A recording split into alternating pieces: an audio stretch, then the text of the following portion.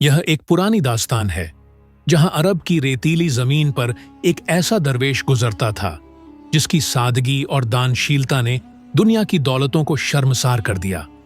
जो ना कोई ठिकाना रखता था न दौलत का अंबार, मगर उसके दिल की रोशनी ने उस रेगिस्तान के काले अंधेरों को भी उजालों में बदल दिया। यह कहानी है उस दरवेश की जिसने अपने विश्वास, दया और अल्लाह की रहमत से एक सूखे गांव में खुशहाली लौटाई। पुराने जमाने की बात है। अरब की रेतीली जमीन पर एक ऐसा दरवेश रहता था जिसकी कोई दौलत नहीं, कोई बड़ा घर नहीं था। उसका नाम था रहमान सूफी। उसके पास केवल एक पुराना झोला, एक लाठी और फटे कपड़े थे। लोग उसे मुसाफिर दरवेश कहते थे क्योंकि वह हमेशा सफर में रहता, कबीले से कबीले, गांव से गांव चलता रहता। वो जहां रात बिताता वहीं अपना ठिकाना समझता। रहमान सूफी का दिल बड़ी साफी का था। उसकी सूरत पर एक अजीब सुकून और रोशनी थी। जब वह चलता तो उसके कदमों की आहट लोगों के लिए बरकत होती। बच्चे उसके पास आते, हंसते खेलते, बूढ़े उससे दुआ मांगते और महिलाएं घर के झगड़े उसके सामने रखकर हल्के हो जाती थीं। दरवेश के पास जो असली खजाना था वह उसकी दानशीलता थी। वह जो भी थोड़ा बहुत लेकर चलता हमेशा राहगीरों, भूखों और गरीबों में बांट देता। उसकी खुद की थाली अक्सर खाली रहती, मगर वह कभी शिकायत नहीं करता क्योंकि उसे अपने पालनहार अल्लाह पर पूरा भरोसा था। एक दिन तेज धूप वाली उस रेगिस्तानी धरती पर वह एक लंबी यात्रा पर निकला। रास्ता था कठिन, पैर में छाले पड़ गए। जिस पानी की मशक साथ थी वो भी खाली हो चुकी थी, मगर वह कभी एक लफ्ज भी शिकायत का नहीं बोलता। आसमान की ओर देखता और कहता, मेरे मालिक, तू ही मेरा सहारा है। तेरे बिना मैं एक कदम भी नहीं चल सकता। अगर तू है तो सब आसान है। यही तवक्कुल उसकी असली ताकत थी। कुछ देर बाद वह एक छोटे से गांव पहुंचा। वहां हालात बेहद खराब थे। कई महीनों से सूखा पड़ा था। खेत बंजर हो गए थे। कुएं के पानी तक खत्म हो चुके थे। लोगों के चेहरे भूख और बेबसी की कहानियां कह रहे थे। दरवेश गांव की मस्जिद के बाहर एक पेड़ के नीचे बैठ गया। बच्चे वहां जमा हो गए। एक ने उसका झोला पकड़ा, एक ने उसकी लाठी छेड़ी, तो एक ने उसके फटे कपड़े देखकर हंसी उड़ाई। पर दरवेश बस मुस्कुराता रहा। उसने झोले से एक पुरानी सख्त रोटी निकाली जिसे देखकर बच्चों की भूख और भी बढ़ गई। लेकिन दरवेश ने उन्हें प्यार से टोक दिया, बच्चों, झगड़कर मत लेना। अल्लाह का दिया बराबर बांटो तो बरकत होगी। उसने उसे छोटे छोटे टुकड़ों में तोड़ा और सारी रोटी बच्चों में बराबर बांट दी। बच्चों के चेहरे खिल उठे। मस्जिद का इमाम बाहर आया और उसने कहा, ओ अजनबी, तू खुद भूखा है, फिर दूसरों को रोटी दे रहा है, क्यों?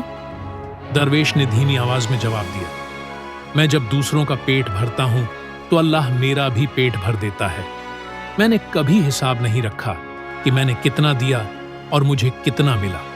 जो देखा है वह यह कि देने से कमी नहीं होती, बरकत होती है। गांव वाले भी इस बात से हैरान थे। एक बूढ़े व्यक्ति ने कहा, हम सोचते थे कि हमारे पास देने के लिए कुछ नहीं है, लेकिन तुझे देखकर झांत हुआ कि असली तो वह है जो दिल से दिया जाए। दरवेश ने मुस्कुराते हुए कहा, जब इंसान अपना दिल साफ कर ले और हर काम अल्लाह के नाम करता है तो उसके चेहरे पर नूर आ जाता है। धीरे धीरे दरवेश की बातें पूरे गांव में फैल गईं। हर कोई उससे मिलने लगा। लेकिन गांव में एक अमीर व्यापारी था जिसका नाम था हमजा। वह घमंड और कंजूसी में लिपटा था। उसकी दौलत के बहुत से गोदाम और ऊंट थे, पर उसने अपने धन का फायदा किसी को दिया नहीं। जब उसे दरवेश की बातें पता चली तो वह गुस्से से बोला, तुम लोग उस भिखारी की बातें क्यों सुनते हो? असली दौलत तो मेरे पास है। मेरे अनाज के गोदाम और ऊंट बहुत हैं, लेकिन वो किसी के काम का नहीं।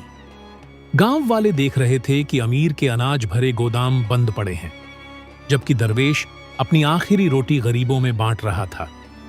महिलाएं दूर दूर से आकर उससे दुआ मांगती। इसी बीच एक महिला अपने गरीब और बीमार बेटे को दरवेश के पास लेकर आई। कहने लगी, दरवेश बाबा, मेरे बेटे के लिए अल्लाह से दुआ कर दो, वह कई दिनों से बीमार है। दरवेश ने बच्चे के माथे पर हाथ रखा, आंखें बंद की और अल्लाह से दुआ मांगी। कुछ ही देर में बच्चे का बुखार उतरने लगा और उसकी सांसें धीरे धीरे सामान्य होने लगी।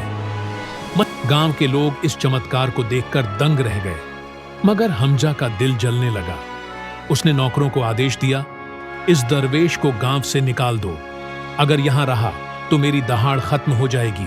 रात को जब सब सो रहे थे, हमजा के नौकर दरवेश के पास आए, उसे पकड़कर रेगिस्तान के बीच छोड़ आए। दरवेश ने आसमान की ओर देखा और कहा, ऐ मेरे मालिक, तूने मुझे अकेला कर दिया, मगर मुझे भरोसा है कि तू मेरा सहारा है। वह रेगिस्तान की रेत पर रह रहकर बैठा और फिर सो गया। सुबह जब गांव के लोग आए तो उनके सामने एक अजीब मंजर था। दरवेश के आसपास ऊंटों का एक बड़ा काफिला था, जो अनाज, पानी और खजूर लेकर आया था।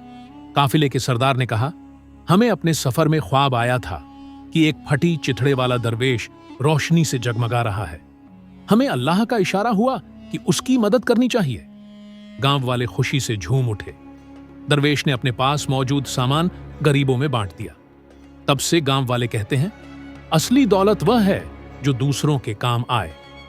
अमीर हमजा की दौलत फिसल गई, उसका अनाज सड़ गया, ऊंट बीमार पड़े और गांव वालों ने उसे बहिष्कार कर दिया। अंत में हमजा टूटकर दरवेश के पास आया, अपनी गलती मानी और माफी मांगी। दरवेश ने उसका सिर सहलाकर कहा, मैं तुझे माफ कर देता हूं, क्योंकि अगर मैं तुझे माफ न करूं तो मेरा मालिक मुझे कैसे माफ कर सकता है। हमजा ने गांव के लिए अपने सारे गोदाम खोल दिए और गरीबों की सेवा में लग गया।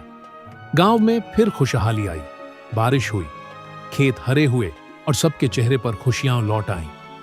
दरवेश ने हमेशा कहा, मत सोचो आपके पास कितना है, बल्कि सोचो उसमें से कितना दूसरों के काम आ सकता है। कुछ साल बाद जब उसका वक्त पूरा हुआ तो वह मुस्कुराते हुए दुनिया से विदा हो गया। लोग कहते हैं उसके मकबरे पर हमेशा रोशनी रहती है, क्योंकि जिसने जिंदगी भर दूसरों को रोशनी दी, उसकी मिट्टी भी नूर से भरी होती है।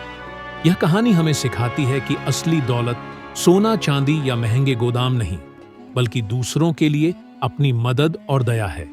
जो इंसान अपने दिल को साफ रखता है और हर काम अल्लाह के नाम करता है, उसकी जिंदगी में बरकत अपने आप आती है।